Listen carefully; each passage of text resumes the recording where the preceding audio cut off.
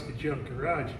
We've been out in the garage all day working on the 55 junker truck Kingpins. Let me show you what we got done. Got the driver's side kind of torn down here. One thing that was nice, we took the brake drum off. I was sure this thing was going to have ball bearings in it, but it had the needle bearings in it. And brake shoes look good, and boy, the wheel cylinders are in good shape too.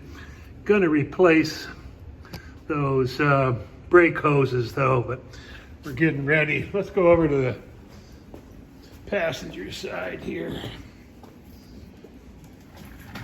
I'm going to show you what we got going on. Okay, this side, the Kingpins have been changed.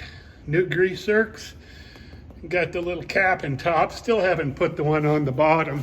A little bit of a process getting that Kingpin out there. Swung the hammer a little bit. Used the impact tool, heat and stuff like that. Took my time, but it worked out real well. New bushings slid right in, and this bottom shim was just the perfect size. It's about 250 thousandths, and you can take a look at that and see that there's no play in that. So hopefully that's going to make us steer a little bit better once we get this thing back together. So let me show you a couple other things here. Got the old tie rod out of it.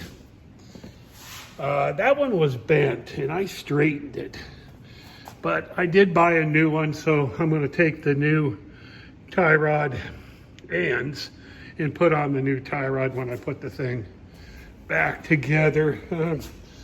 The brake drum off the thing, old brake hose, but I thought this was pretty interesting. Let me turn the light on here. See if we can. There we go.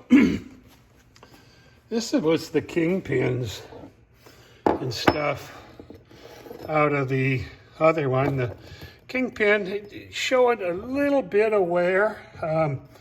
Not too bad though. This was the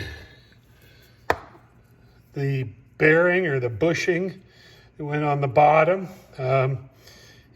She was in a little rough shape. This is your keeper that goes through, and let me get this down here. I'll show you something on that. But when I took this thing out of there, I took the bolt off of this. Look at those threads. I really don't know what was holding that thing on there, and it seemed like maybe who was ever in there last got that cross threaded. But then this was, I thought, was real interesting. These are the bushings that came out of there, and if you look right there, it says GM, and the same on the other one too. So I don't know, are these the original Kingpins?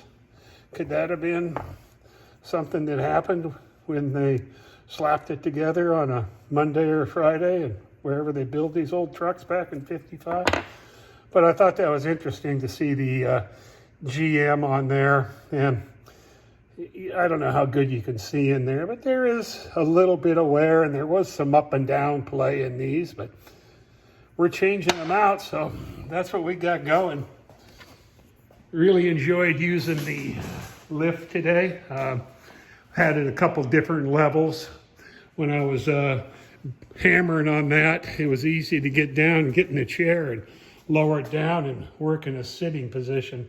My back got sore standing up, but anyway, that one's done.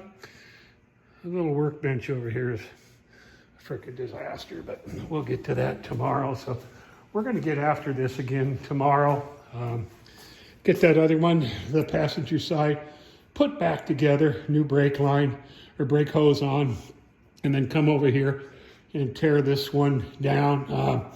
I may video this taking this one down here. I just hope the Kingpin isn't quite as stubborn on this one as the other one, but it wasn't that bad. It just took a little while to do it. I mean, I was very patient and stuff with it, but it is what it is. So there you go, rusted junk garage Kingpins on the junker truck. Thanks for watching. We'll catch you on the next one.